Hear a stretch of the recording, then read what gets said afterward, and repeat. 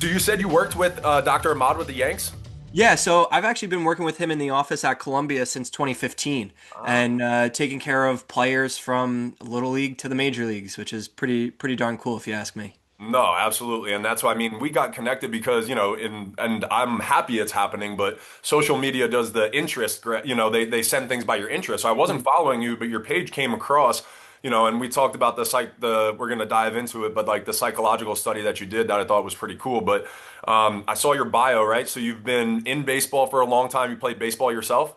Yeah, I was a catcher at the collegiate level, and then my ultimate goal was if I wasn't going to be a catcher for the New York Yankees, I wanted to stay around baseball in some capacity. So luckily enough, at that time, my high school did have an athletic trainer, so I got to be uh, call it good friends with him, and now we're colleagues and actually real friends. But I was able to learn a lot while I was in high school, and I said, hey, if this is what's going to be able to keep me around sports and a clubhouse and athletes, this is a route that I want to go. So I became an athletic trainer, and I worked at the high school and college level, and then I've been working with Dr. Ahmad, like I said, for going on 11 years this year. Wow, that's awesome.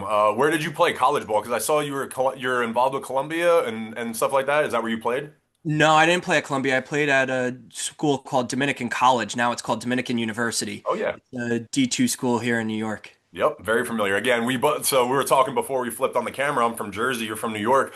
That's really cool. I'm very familiar. That's awesome. So what do you do? Are you at Columbia now? Is that where you're studying So or? I'm directly with Dr. Ahmad. So we're on the medical center side of things, not the university side, although we do take care of all of the Columbia University baseball players.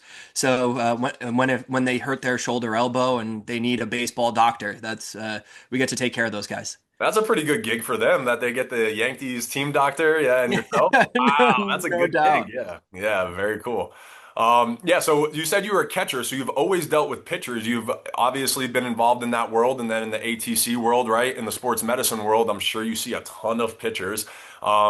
Talk to me a little bit about what you see. What's the state of the union? You said you've worked everywhere from youth to major leagues. There's a ton of stuff that we all see on social media about, the state of youth baseball. What's the pulse? That's a great question, and it's a tricky one to answer too, because over my career working with Dr. Ahmad, it's really changed from 2015 to now 2026. And the part of it that's changed is how players are treated and how they want to be treated and how they treat their injuries. So it's not just um, uh, part of it is how injuries are managed, right? So there are things that we look at that not everybody really pays attention to. So when we see a kid in the office, when we're talking to them about their injury, no matter what it is, we look at it through the lens of what's your seasonal timing and what's your career timing? How much season, where are we at in a calendar? How much season do you have left? How meaningful is it for you to get back into play? And what are your future aspirations if you're not already playing at the professional level? So sometimes kids are at the high school level and they're just like, hey, I want to get a 4 year degree and I want to get into medicine too, or I want to get into finance. They know where they want to go. Other kids are like, I want to ride this gravy train to the major leagues, and anything between that, it's not getting in my way. That's my dream.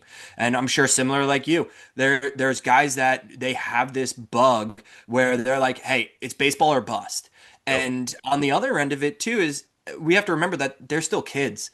The way that this has gone is early in my career, UCL injuries were only at the professional level. You'd get some college kids, higher level college kids, but now the bulk of these injuries are really falling in the 15 to 19 age demographic. And unfortunately, the research and the literature supports that, which is kind of unsettling.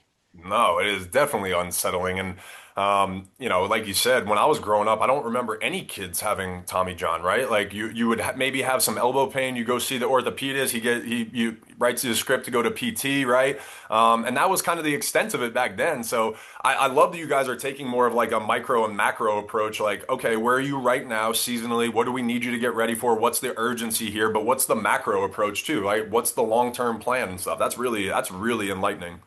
Yeah, and that's kind of the way that you have to look at it. And with some of these kids, right now we're into like junior year is where they're looking at these camps in January and February, and it's like this is the off season. You Oh, need to be ready for the spring. And one of my biggest party lines to these kids is you can show out in these showcases, but when that coach comes to show up in April, May, June, and you're on the bench, they're gonna go, "Where's the kid that we saw in January?" yep. You know, and do you want them to see you play? Yeah, the showcases are good in a way that it's going to get you the recognition, but you also have to know, like, hey, I'm nursing an elbow, shoulder injury, or whatever it is, and I gotta kind of dial it down now so that I can actually show you what I'm capable of. And some of these kids too, it's sad. Where just saw a kid yesterday in the office. He's had five failures of non-operative treatment. So he's rested, rehabbed, tried to ramp up, and just hasn't been able to get back to being the player that he knows he can be. It's so frustrating to me, and I think we lose perspective of like the game because of whatever it is, social media, feeling like you need to catch up, the FOMO, fear of missing, whatever it is, right? I think takes away from that development stage and that perspective that we talk about of like, hey, January's to prepare for the season. We're not trying to go throw. I literally just left the facility where some college guys were throwing, and they're like, man, I want to be at this velocity. I'm like, what purpose does that serve today that if you're throwing 94? Like, it doesn't do anything today except for your own ego and feed something that doesn't really matter, because I need you to be healthy on February 22nd when the first game happens, and then really more importantly, I need you to be ready in like late April when conference championships are coming around. That's when you want to be 94, 95. Yeah, and that's what I talk to these kids about too. I remember a couple years ago, we had a player at a Division I school, and he was lefty thrower, and he texted me. He was 13 months after his Tommy John surgery. He's like, Frank, I'm a mid to high 80s guy, and I'm living in the mid to high 70s right now. And my text back to him was, hey, I actually personally hate the phrase trust the process. I Yeah. was like, you just got to trust me on this. It's going to be like a light switch one day and your velo is going to be back. And within a month, maybe 6 weeks at max, he texted me back. He's like, hey, Frank, my velo is back. You were right. And it's like one of those things where I don't care that you're 77 miles an hour. If yeah, he had surgery in March and it was April, I was like, you want to be peaking in May, June when you're riding that wave to the College World Series. Yep. It's you look at like some major league teams, guys getting hot at the right time. I think this past year, I think Toronto is the epitome of that. They got so hot in September and October that it just carried them all the way through. And And it's kind of like the Dodgers approach right now. They're like, hey, we need you to be ready for the playoffs. If you blow out, if you got a little bit of injury in March, April, May, June, sit it out. Just be ready in September, October when it matters. And it's like at that level, it's easier for guys to swallow that pill, right? When you're a parent and you're a kid and you're 14 and your buddy just committed to a school, right? You feel like you got to go to this showcase to go get your scholarship because it's not going to happen for you. But it's like if they had perspective the same way, they'd be able to apply it. So talk to me about like, when I'm coaching kids nowadays, even, this is happening again, it's January in Michigan. They want to see the velocity. They want to be on the TrackMan. They want to do that. So what's your advice to parents and kids that are kind of being like, well, I just want to see it right now? the best story that I had is a guy that was a major leaguer, and he was a free agent, and he was throwing his bullpens, and the numbers were okay, but nobody was signing him.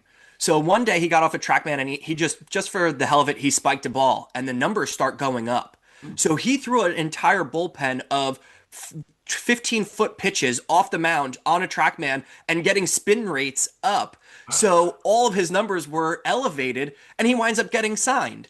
So it's like one of those things where You can it, manipulate those numbers too, and it's not even real anyway. Yeah. Oh exactly. my So God. I think part numbers are great when you're trying, especially from a rehab perspective. The more, but you also get paralysis by analysis, right? The more numbers you have, the more you're going to harp on them. So when I'm talking to a kid, especially a injury rehabbing athlete, like it's okay to track those numbers, but that's all I want them to be is your track.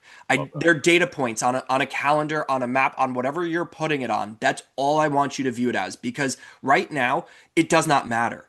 It's when you're in competition, who cares that you could throw 94 in a pen because you're juiced up and you just hit a 101 on your pull downs? Who cares? If Thank you. you can't hit the 97 in a game and throw it for a strike, what does it matter? What are we doing? Exactly. Right. And that's the thing that I think we lose so much perspective on again, right? Is just getting caught up in that. And we have this emotional attachment to this velocity. And it's almost like as pitchers too, I'm guilty of it. I've been that person where you're like, man, I didn't feel that good today. And almost like your whole day is ruined. And that's probably going to transition us into this conversation about the study that you guys did. But like, it's like, the emotional attachment versus objectivity, like you said, of like, hey, today is X day. This is where I'm at in my process. This is where I just want to look at these numbers and get feedback so that way tomorrow I can just compare it, or a month from now or 2 months from now, and we can just make sure we're right on the right trajectory, you know? Yeah, and that's kind of how it plays into the rehab too. Is we have a guy at the major league level who's rehabbing from his Tommy John, and as he's throwing, we weren't using velocity as the metric for his throwing program, but we noticed that if we're using mean, median, and mode, his mode velocity, we were noticing like when he had a spike, that's when he was sore after his throwing session. So we kept him within a velocity range, but that wasn't the purpose. We were at a distance, and we could talk about this in a rehabbing sense. But we're actually involved in a lot of research right now that's showing that elbow torque and distance-based throwing programs are actually more beneficial than the velocity-based throwing programs. Wow. So there's not enough research in the velocity base that's like solidifying it as the way to rehab throw. So Yeah. it's more about elbow Wow. I love forces. that.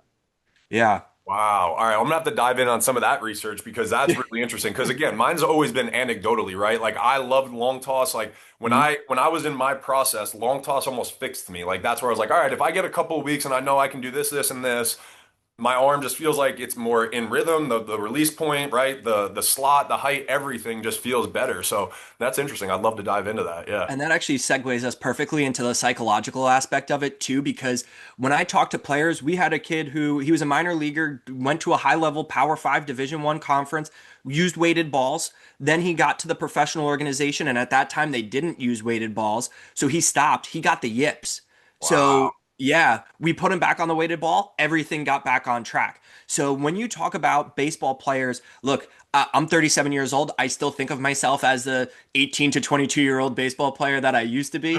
But Yep. we're really heady dudes sometimes. And if you have a routine, I mean, I don't know how it was for you as a pitcher, but if I was in a slump, you're changing how the order you put your socks on, how you tie your shoes, like what color eye, like what eye do you put the eye black on Anything. first, things like that. Yep. No, absolutely. That's it. So talk to me a little bit about this, the psychology side of things. So obviously, on the athletic training side of things, you treat the rehab, the surgery.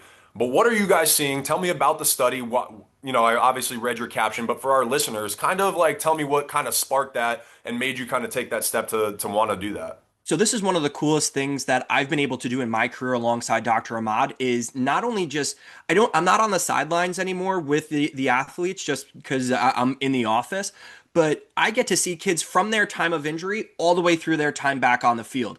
So I'll never forget one kid. He was sitting in our office and he was 16 at the time and about to go into his junior year. And as Dr. Ahmad and I are talking to him and his family and explaining to him that his UCL was injured and he has a UCL tear and the best way to get him back was surgery, you just saw him kind of withdraw from the conversation and you just that 1,000-yard stare and you don't know what's going on and mom and dad are actually absorbing more than what the kid is and it's kind of a shell-shocking moment. And after that interaction, I was talking to Dr. Ahmad in his office, and he was like, "Hey, you know what? We should actually look into the psychological component of UCL injuries." And it was already being done in the ACL world, so it was an easy kind Wow. of transition for UCLs.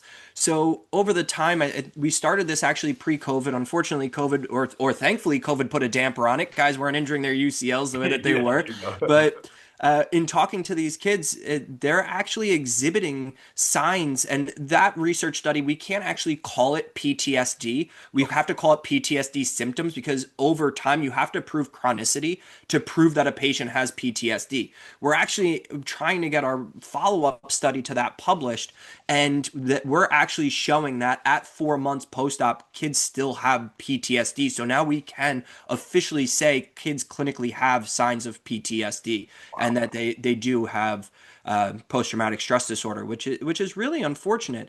And when you look at the scale that we used, it's called the Horowitz Impact of Event Scale, Okay. and some of these players, they're scoring so high that they're actually at future risk of immune system compromise. So we're doing this study in the middle of a pandemic, and we're seeing that kids are actually at risk for compromising their immune system. Oh So my you God. don't really think about it until you go back and you look at the scale of the study, and you're like, wow, we're doing this in the middle of a pandemic. You don't, it's not really dawning on you what the effects can actually be.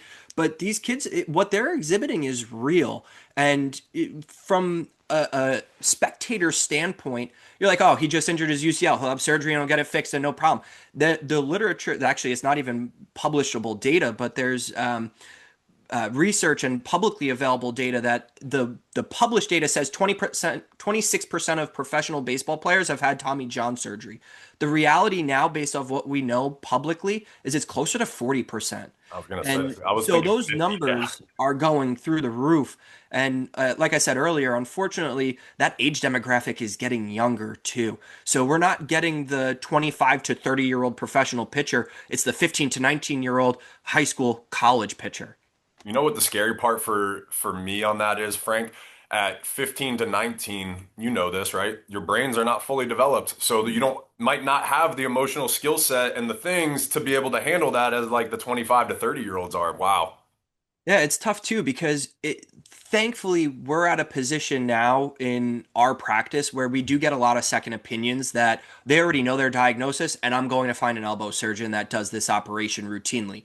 And when and still it happens when kids are, especially college kids, they're local and we're a part of their team physician staff, and they come in and they don't know that their UCL is injured, and you have to give them that hard news. And especially kids at the collegiate level, a lot of them could be West Coast transplants that are in New York and they don't have their family there Damn. with them. And I to mean, that get that kind of happened to me at LSU. I was, Jersey to LSU, had an elbow injury my freshman year, and it's a lonely, dark place. It is, and your whole life you've been.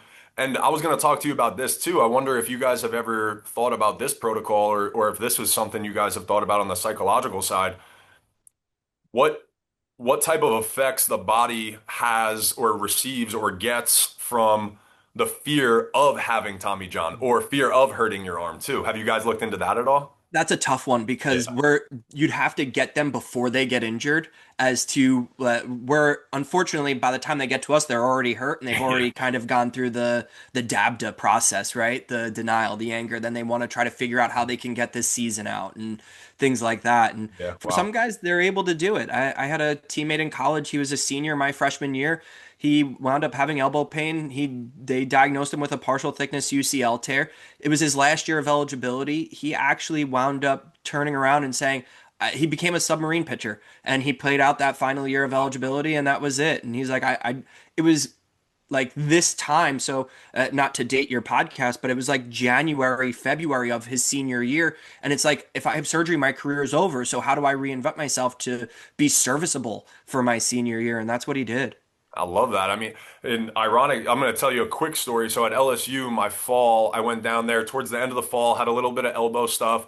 They were like, "Oh, it's probably tendonitis. Just shut it down for the winter and everything." Did a little bit of rehab, came back in the spring. It was still bugging me.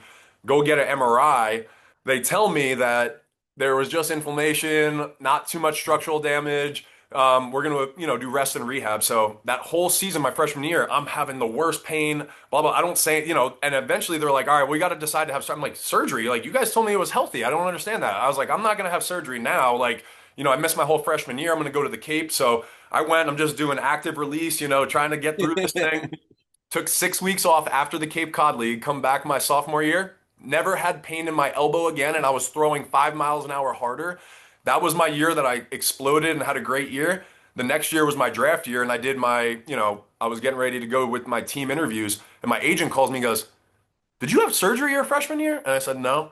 He said, "Well, in the medical reports, they said that like surgery likely, and you had a partially torn UCL." And I was like, "Oh, that's interesting." He goes, "But good news, you just had all your MRIs, and it's fully cleared. Like we got two MRIs, and your elbow is completely healed." I was like, "What?" And I literally never had elbow pain again in my elbow in my career. That's crazy. And Yeah. you're a little bit of a unicorn there because once you kind of have that UCL, call it diagnosis, most of the time guys have some level of symptoms. And sometimes a lot of players don't realize that their UCL is injured and what we call a UCL injury in evolution. So your ligament might not be blown apart. It's just slowly getting weaker and weaker. And some of those symptoms are that it takes you longer to recover between your outings, or you have trouble getting loose when you're warming up, or you just it Yeah. really is. And some of Yeah. those guys, now we do this fever view MRI scan where we actually put guys in the MRI scan and have them side lying and Wow. stress them in like a layback position, and we Wow. can see how loose the UCL is. It because playing MRI, you're in a static image. It's just your elbow straight, and if the ligament is loose, think about it of a rubber band. You MRI a rubber band, it is what it is. But if you Yeah. put tension on it, you'll see how loose or how stretchy it is. So Wow. it That's so really crazy is how we've wild. never like thought about that, and now we're doing it now. So, well, I'm sure we thought about it. We might not have had the technology. Somebody thought about it and now it's commonplace in Yeah. the baseball world. So it is pretty wild to see again from our playing careers to today, like how dramatic the sports medicine landscape has changed. And we use the term in the office precision medicine. Why just treat what your physical exam is when we could get an MRI scan and really dial in your treatment, whether it's PRP or surgery or whatever it is for what you need. Why leave any stone unturned? No, I absolutely agree. And to that point, how much things have changed. When I was playing, it was only Tommy John, but now there's like a new surgery, right? So can you talk to me a little bit about that and what the new style surgery is? Yeah, so if you want to look at it broad stroke, there's actually three UCL surgeries. You can do a UCL repair where we fix your native ligament and add it with they call it repair with internal brace and add the internal brace on top. Okay. Now and then you have standard Tommy John surgery where we transplant a tendon either from your wrist or your hamstring, which is like the front of your knee, and Yep. transplant that into your elbow to reconstruct your UCL. And then there's what we call the TJ3, where it's a hybrid operation of the UCL repair and the standard Tommy John surgery. So the reason we call it the three is because we fix your native UCL at the time of surgery. Then we add the internal brace and a Tommy John reconstruction on top of that. Wow. And that operation, depending upon a number of factors, we can actually accelerate the rehab. So instead of it being a 12 to 14 month recovery, we're actually looking at a 10 to 12-month recovery because of that internal brace, which is really beneficial. So it's not necessarily like right now when I'm talking to kids, especially if they're having surgery in the off season, like that October to January, February timeframe, there's no reason for me to speed you up because you're already missing your spring season and you're likely going to be off a mound in some capacity the following fall. Right. Now, if you had surgery in April, and we got to get you ready for the next spring so that you're not missing two full seasons. Then we get you on that shortened version of it. But the conditions really have to be ideal. And that's a conversation I have with Dr. Ahmad after every UCL surgery we do. So it's how quickly do we need to push this kid? And again, seasonal and career timing. Where do we need to be right now? And how do we get this guy ready for conference play next year? Because especially at the college level, that's the most important thing. And so we've really gone away from the standard Tommy John surgery, and we're doing this TJ3 operation on almost everybody that needs a reconstruction. We still do the repair operation, but it really has to be that is really injury specific, and not everybody is a candidate for the repair. So we're really strict on who gets that and who doesn't.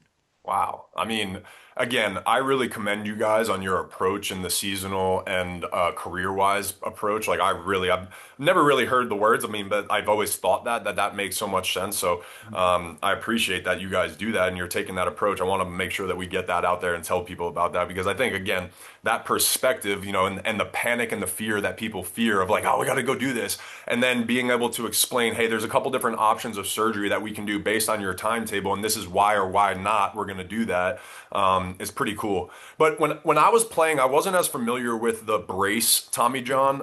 So can you explain just what the brace is and how that works?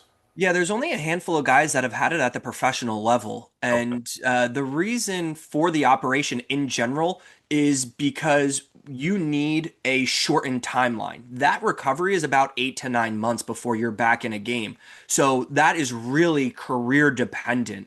So if you're a high school senior and you need to be back playing within 6 to 9 months, otherwise your career is over, Right. then that's what you do. Again, there's some caveat within that, but I think there's I'm trying to I know that there's one player at the major league level that has really garnered a lot of the attention with this. He was with the Cardinals.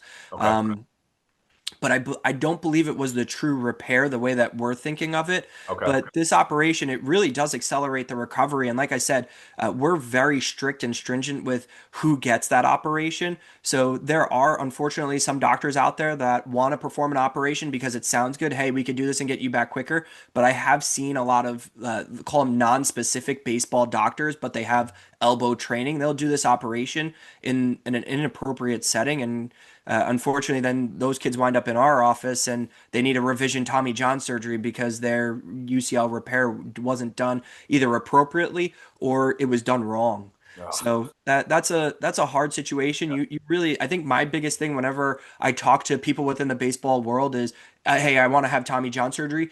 Go to a baseball doctor. There's I mean, if they are one of the 30 Major League Baseball team docs, they do this operation. Go hunt down a Major League Baseball team doctor. And then within that substrate, there are probably a handful of guys. You can literally count them on one hand who really get a lion's share of them. And you know their names. They're always in the media as to who had their surgery done by those docs. Yeah, wow. That's enlightenment right there. I mean, I didn't even think about like, and just like the mess of having to, you know, redo a can you, I mean, I'm just thinking about the psychological effects of that too, of like having to go hearing a doctor be like, ah, we messed it up, sorry. You don't want to go through this once. Like, why do you want to go through it again? Yeah. And again, That's there was I'm trying to remember. I keep seeing the video circulate on social media. It was the Nationals pitcher who finally got called back up to the major leagues, and I gotta find his name, but I think he had like two or three Tommy Johns. And again, that's your career, that's your livelihood, that's a different story. But when again you're talking to a 15 to 19-year-old, you only want to do this once, and you want to ride that wave through the rest of your career. You don't want to miss one season. You lose a little bit of your athletic identity. These kids, unfortunately, that's a big part of their self-worth and who they are. Like I said, I'm 37 years old. I still think I'm a baseball player. I haven't picked up a baseball in a meaningful way in almost 2 decades. yeah. Like, Oh, I get it. It's so meaningful. And I'm sure that is that a lot of what you guys discover in that psychological study? Is that a lot? Does it have to do with identity and like that loss of identity? Yeah, the quoted literature on success rates is anywhere between 85 and 95%. We just say it's 90% success rates. People always ask me, Frank, what's that 10%? Why don't those guys get back to play? And you don't really hear those stories. In my experience, it's been because of the psychological burden and their inability. So either there's just too much stresses from coaches, from parents, and I'll never forget when I first started with Dr. Ahmad, there was a 14-year-old kid who we did his UCL operation, and he just couldn't get over the hump of his elbow hurting him. And I remember we asked him one of the first questions in one of the appointments. We're like, when you wake up in the morning, do you think about getting better, or do you think about how your elbow has stopped you from being the player you want to be? Mm. And he was like, I think about how bad my elbow is. So that negative self-talk and there's so many different things out there with sports psychology. And really, before our study, I really think of Simone Biles and Kevin Love and how they really came out and were like, I'm not okay. And Yep. that was even before COVID. And if there's anything that COVID, I think, did well for the athletic world is, hey, you're not okay. Talk to somebody. You don't have to talk to your parents, talk to your buddy. Just talk to somebody and say, hey, I'm really not okay right now, and I need help to get me back to being who I know I am. And there's Yeah. no shame in that. And absolutely, and there's no shame in it, and there's actually a lot of power in it, I think, because I think what I've experienced is when kids come to me and they say that stuff, and again, I'm sitting down right now, but I'm 6'7", full of tattoos, I pitched in the major leagues. People think that I'm this, and whatever they think, right? So when I say, "Oh yeah, I struggle with that too. I got that. I get it," and like you make that connection point, people are like, "Wait, what? Okay," and you almost give them permission to be like, "Hey, we're humans. We're not going to Yeah. be perfect all the time. It's really just about managing that stuff, right?" So I think that's the hardest part in all this. People just want a sense of community, right? Yep. And that's the thing, like knowing that you're not alone in your journey and that, hey, this I'm not the first person, and you know you're not the first person. I mean, you look at Tommy John and how much on an island do you think that guy was in 1974? Yeah. You know, like you're the People only don't even dude, know that that was a real human. Like that's how long he right? was, and like they can't even imagine being like, "Wait, my elbow's torn. I have to try to do a surgery," right? Like, We're talking almost 52 years ago this operation took place, and crazy. he was one of one. Yep. Like it's unbelievable to think about how he must have felt. And before him, this was a career ender. Nobody was able to play anymore. So it's just like, all right, you ride off into the sunset no matter how old you are. I mean, you look at a guy like Sandy Koufax who retired in, I think he was 33 because his shoulder, he's like, I want to have a good shoulder for life. And you're like, dude, you're a first ballot Hall of Famer and you retired at 33. Like, you could have stretched that another 10 years, especially back then. You look at a dude like Jamie Moyer who pitched, I think, till he was 53 and Yep. he had 20 plus years in the bigs. You know, it's stuff like that. But again, for these kids, knowing like you just need to be seen and heard. And once somebody says, hey, I see you and I hear what you're saying, sometimes that's just liberating to get off your chest and like be a little bit vulnerable. And it's not easy for everybody. But like you said, once you say, hey, I went through that too, these kids are like floodgates. Yep. And to me, it's the most powerful thing. And that's why when I saw your post, I was like, we got to jump on and just talk about this. And again, the more that people talk about it and the more that we normalize that stuff, I'm not saying like we should condone it, right? But it's going to happen. Those things, like the brain is a funny thing. So managing those things is so important. And especially since the data is saying that they're just getting younger and younger and they don't have the skill set to manage that stuff yet, right? So I think that's so important too. It is. And again, you're not from a development standpoint, males aren't developed their brain fully functioned until they're 21 to 25. Exactly. So, I 25. mean, Exactly. Like that's we're talking crazy. about kids like Yes. physically too. Like some of Yep. these kids are still growing. Like you get kids that they were 5'8" at the beginning of the summer, and the next thing you know, a year later they're 6'8". It's like Dude, and that's a whole mind fuck in itself too, where you're just like, wait, I got to figure out this new body part and how this moves and all of that, right? So you're like Gumby. it literally, like, I mean, I went through it too. I grew 5 inches over one summer, and it's just like now you're learning how to my feet grew, and you're trying to move these feet, Yeah. like it really is. So and I feel like I could talk for days about this, but I think we're No coming up doubt. with like 5 minutes left. If I guess like one last question that I want to I guess get your take on. As I work with younger kids, and like I kind of alluded to that, hey, we want to do this, we want to do that, we see this on social media. What is your advice to them of getting them to see the big picture, to slow down, to say, hey, today doesn't really matter. Like let's really have some perspective, you know? I think part of that is people put on social media what they want you to see, not what got them there. You know, like I get sent videos of kids throughout their process all the time. I have PTs, athletic trainers, even other patients are like, "Hey, can I do this?" And I'm like, "No, just because that's a new fad." Like one of the things that I'm seeing, actually, somebody sent me a video. He was actually on the operating room table, not in the OR, but he's on the gurney to go into the operating room. He's Right. like, hey Frank, take a look at this video. What do you think? And somebody's 2 months post-op. I was like, just because that looks cool and flashy doesn't mean I'm going to let you do it. I was like, there's going to be a time and the place. Why that kid's doing it, I don't know, and I'm not even going to guess to it. I was like, I don't know that kid. I don't know his surgeon. I'm going to lay off of it, but I'm going to tell you you're not going to do it. But again, when we're looking at the thing and at a career, where do you want to go and how can we get you there? You know, especially when you're talking to the 14 to 16-year-old kid who is trying to figure out, do I want to play baseball at the college level? Where do I want to go? What do I want to get out of my career? Then you could take a step back. Well, hey, you're only a freshman in high school. I really don't need you to be ready in any capacity until sophomore year. And even then, it's sophomore going into junior year summer. And I'm not even a big proponent of like the junior year thing. When you and I were in high school, the only guys that were going to perfect game, I looked at actually a roster because a friend of mine, and he's a pitching coach here in New York, he was actually on the roster. And you look at the list and it's Steven Strasburg. It's all major league names on it, you know? Frank Yep. Alexander at 5'8" in high school and a buck 40 was not getting going the perfect game. And now everybody can go to it. But when you're looking at it, I mean, there's one of our patients, his father was a major leaguer, Hall of Famer, and he didn't commit until his senior year in high school. So I'm like, you don't need to be where you think you need to be. And if you're good, the beauty of social media is coaches will find you. And now with the I say JUCO all the rules time. and you get to maintain your NCAA eligibility, there's so much time for development. And I think that's one of the things that we really got to focus on right now is development. You're running your own race. Don't compare Frank Alexander to Anthony Renato.